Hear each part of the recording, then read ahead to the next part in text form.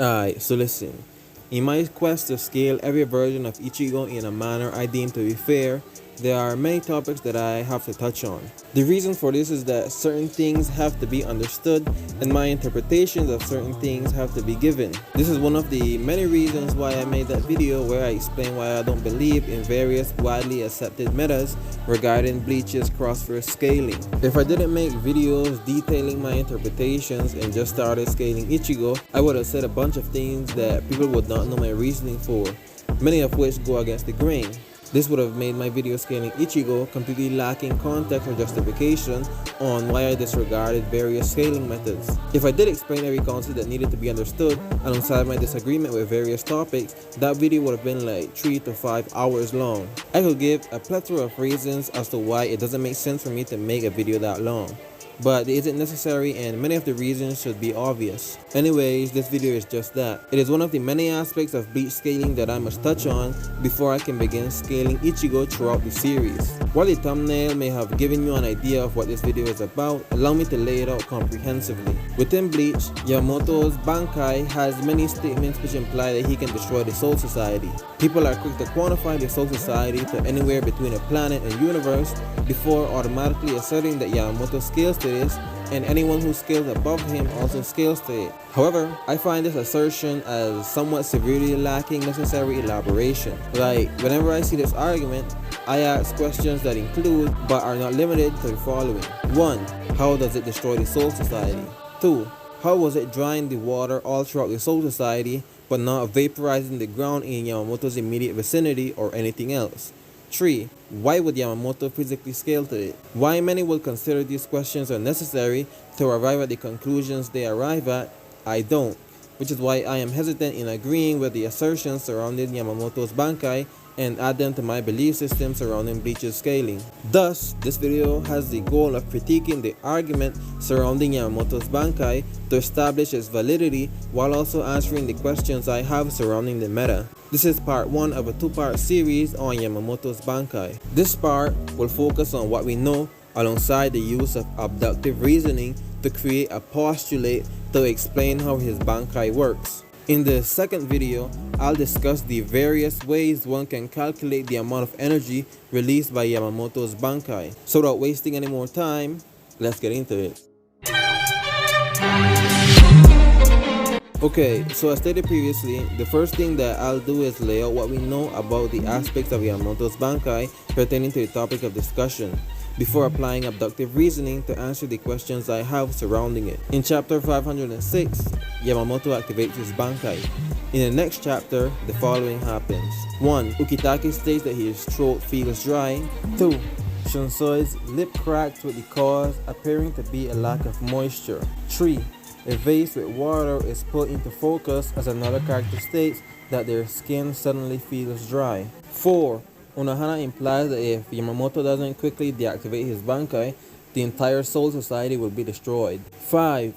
Kang is unable to use Hyorinmaru as all of the water in the Soul Society is slowly but surely vanishing. 6. Since all the water in the Soul Society is disappearing, it leads Ukitake and Shinsui to state that the cause is undoubtedly Yamamoto's Bankai. In chapter 508, Yamamoto states that if he doesn't defeat Yuha quickly, he might burn up himself and the entirety of the Soul Society, which supports Unohana's assertion. Yamamoto's Bankai has 4 abilities that are denoted by the 4 cardinal directions of north, south, east, and west, which are displayed in chapters 507 through 509. In chapter 507, when we first see his Bankai in action, Yamamoto is using the East ability, which allows him to concentrate all of the heat produced by his flames into the edge of his sword, giving him the ability to destroy anything he touches without leaving a trace behind. This revelation causes Yuha to change his battle strategy, as he is now attempting to kill Yamamoto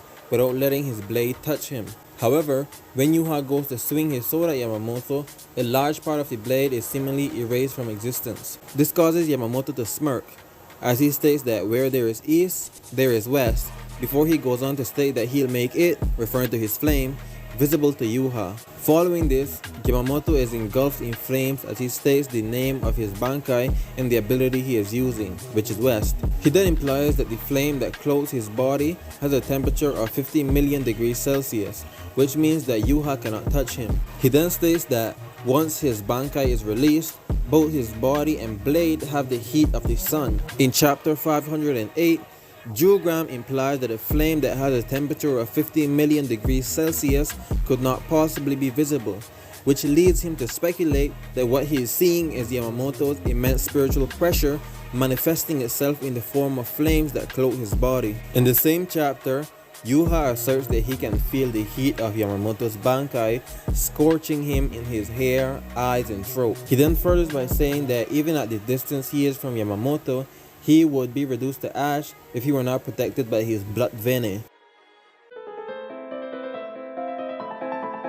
Now that I've explained the known facts of the situation or scene, I'll begin my extrapolation. With all the evidence I just laid out, I am led to believe that the moment Yamamoto activates his Bankai, both his East and West abilities are activated, as he states that when he activates his Bankai, his body and sword are engulfed by flames. Yet when we see him activate his Bankai, we don't see these flames. The explanation for this is given by Yamamoto himself when he states that he'll make his flames visible to Yuha. This is substantiated by Jugram implying that a flame that has a temperature of 50 million degrees Celsius could not possibly be visible, which leads him to speculate that what he is seeing is Yamamoto's immense spiritual pressure manifesting itself in the form of flames that cloak his body. Thus, what caused all the water in the Soul Society to begin drying up was actually the thermal radiation from the invisible but later visible flames that cloaked Yamamoto's body and sword. Now, there are a few things that don't add up. Firstly, if Yamamoto was being cloaked by flames that possess a temperature of 50 million degrees Celsius, why wasn't the entire area that surrounded Yamamoto immediately vaporized? Secondly, Yuha states that if he didn't have blood vein activated, he would be reduced to ash. How can this be true when Yamamoto isn't reducing the area that surrounds him to ash? Going off of what I just said, why is Yamamoto's thermal radiation vaporizing water but nothing else? Like, why aren't things such as wood, cement, and paper catching a fire or melting? Like, if it's thermal radiation that's affecting the entire Soul Society, then surely for it to vaporize water on the other side of the planet or universe, it can melt cement that is less than 100 meters away from him. But it doesn't. Moreover, how was the air surrounding Yamamoto not transforming into plasma? There are a few conjectures I have to explain these apparent contradictions. The first is that Yamamoto was significantly suppressing the power of his Bankai. Supporting this is that he states that if he doesn't defeat Yuha quickly, himself, alongside the entire Soul Society, will be destroyed. This leads me to believe that he was somehow holding in a vast amount of thermal energy, because why would he die while using his Bankai? Maybe it's a side effect of its immense power, but I don't think so. This explanation also makes sense with the fact that both Yamamoto and Unohana emphasize the importance of time, where if too much time is wasted, the Soul Society will be destroyed. The way it will be destroyed is by an explosion of an unimaginable amount of flames. Flames that were continuously built up as they were suppressed within Yamamoto. The amount of heat that did escape was equally great across the entire Soul Society, rather than becoming significantly weaker as the distance from the source decreased. The reason Yuha was going to be turned to ash had he not activated blood vein is because Yamamoto's flames were manifestations of his spiritual pressure, meaning that Yuha was going to be burnt by the sheer power of his spiritual pressure rather than the sheer power of the flames. Like, the flames were invisible until Yamamoto made them visible. Thus they existed as his spiritual pressure that felt like flames while also being flames. But the flames themselves were not representative of the full power of his spiritual pressure that felt like flames. The second conjecture uses the first one as a basis but changes a few things. It states that maybe Yamamoto was suppressing the vast power of his flames to just around himself. This is why Yuha's blade didn't disappear until it reached really close to Yamamoto. The reason this didn't vaporize the ground is because Yamamoto didn't let his flames reach the ground. I don't really have an explanation as to why it didn't cause the air to phase change. The third conjecture is completely separate from the first and second. It states that maybe he can manipulate the amount of heat that is transferred to the objects in his surroundings. However, he cannot restrict all materials, which explains why nothing other than water was being vaporized, as he made it so that the vast majority of objects didn't absorb the heat they normally would have. He also cannot maintain this vast restriction forever, which is why there is an implied time limit before the entire Soul Society is turned to ash or is destroyed. This also explains why Yuha was going to be burnt without going into the differentiation of his spiritual pressure and the manifested flames. With all these conjectures, I believe a solid explanation that answers all of the questions I posed goes as follows. The flame that surrounds Yamamoto is so extremely hot that it vaporizes anything it comes into contact with. Because of this, it emits powerful thermal radiation in all directions that engulf the entirety of the Soul Society and maybe even further beyond. However, because Yamamoto doesn't want to destroy the Soul Society, he can restrict the amount of heat his radiation transfers to materials. Thus, he restricts it on all the materials he can, but he reaches his limit.